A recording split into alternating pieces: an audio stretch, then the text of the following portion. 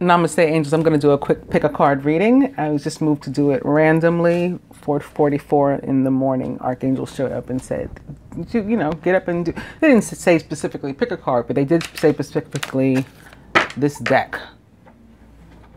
Okay, my Lover's Path Tarot.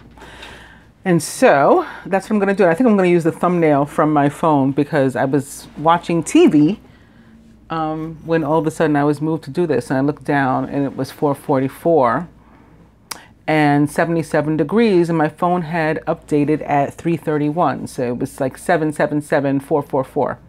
And the day, actually, I was also in that instant made to sum up like sort of automatically. The day has an energy of 4 as well, or 13, or 11:11. Right? 7, 4, 2, or 7, 4, 11, however you want to look at it. Right? 2018 equals 2 or 11. So that's from where I'm starting. And on top of that, I'm beginning with the Two of Staves, or the Two of Wands, Two of Fire, which is the Divine Union or Twin Flame card of the Tarot. And opening to the 10 of Arrows in reverse. So yeah, like I was saying, I'm going to do one pick a card, and if we get Major Arcana, I'll read it from the book because they have like cute little stories in this deck. Two of Staves upright, opening to the Hermit in reverse.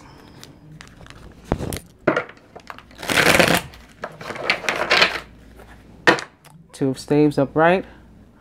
Three of Staves in reverse. So like a lot of energy that looks like it's expired, right? This Three of Staves, the Hermit, the 10 of Swords, like done with that. And moving on to this. Ace of Staves in reverse. That means a new beginning is coming, but it's delayed. It won't be here today necessarily. But then again, time is relative. So what does delayed mean? Like delayed could mean right now when I'm doing the reading, it's not here. And then by the end of the day, this opportunity is coming your way. So.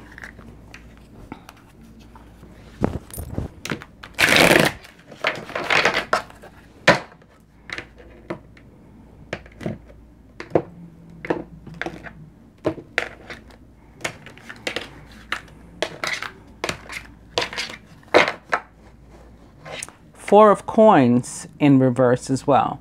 So we may have also nixed this energy of hoarding, right? Holding either our money, being nervous about spending, as if we can't trust the universe to replenish us like it promises to, as if we can't trust ourselves to manifest like we know that we can, and all those things.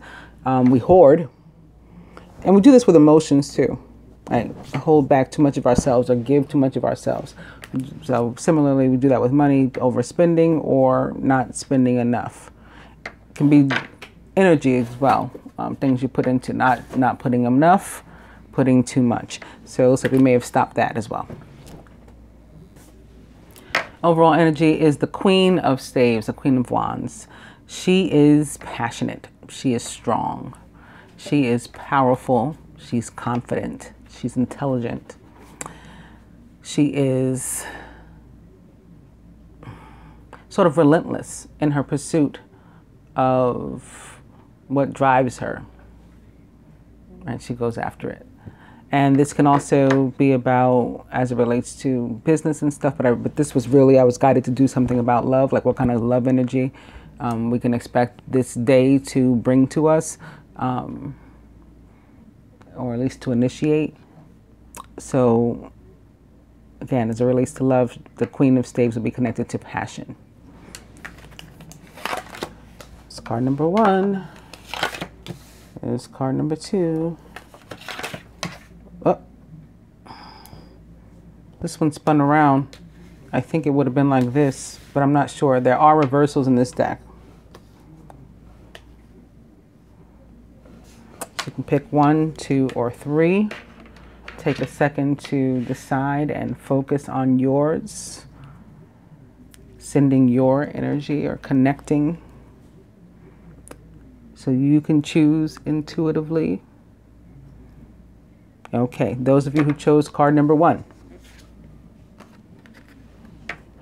It is oppression.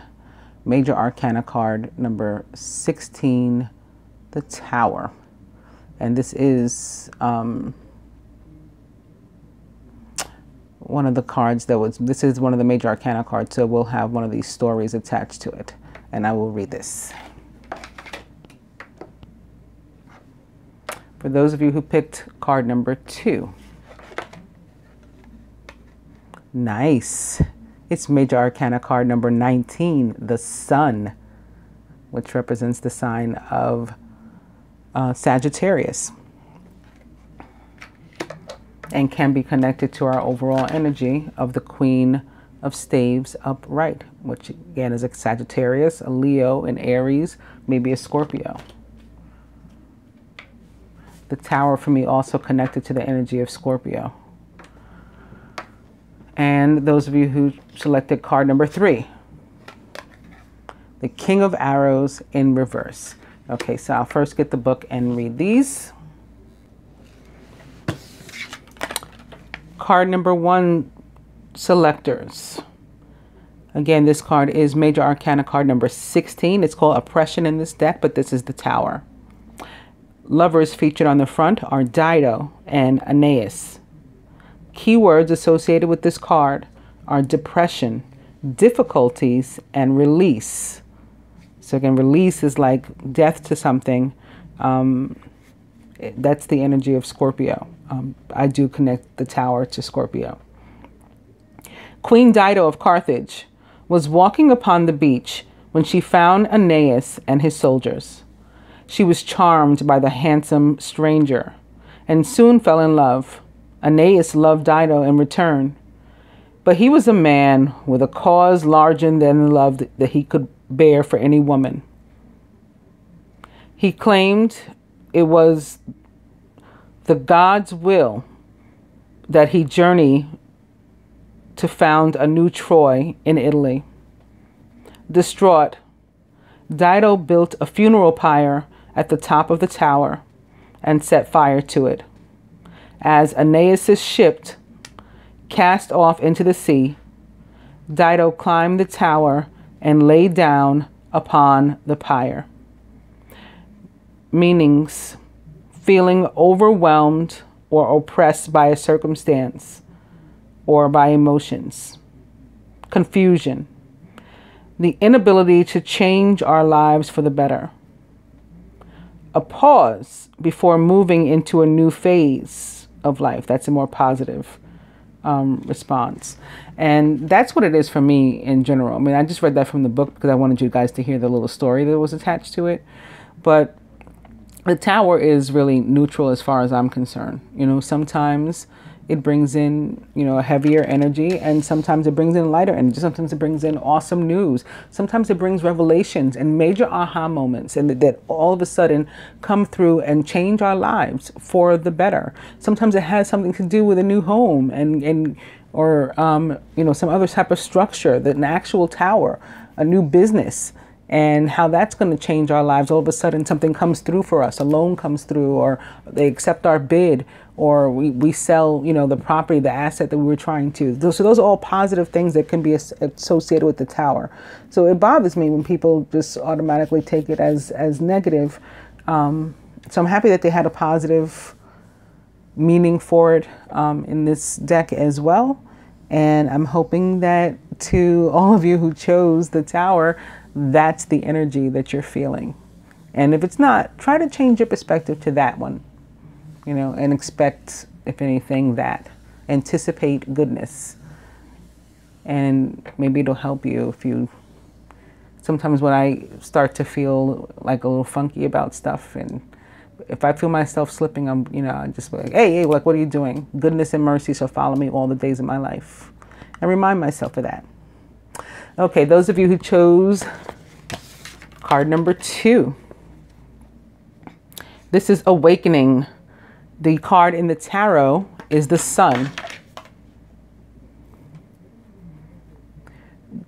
The lovers pictured here are Cupid and Psyche. Cupid is Venus's son. Maybe that's why he's on the Sun card.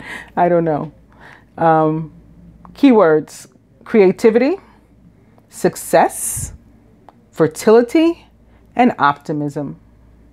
Venus was jealous of Psyche's outstanding beauty.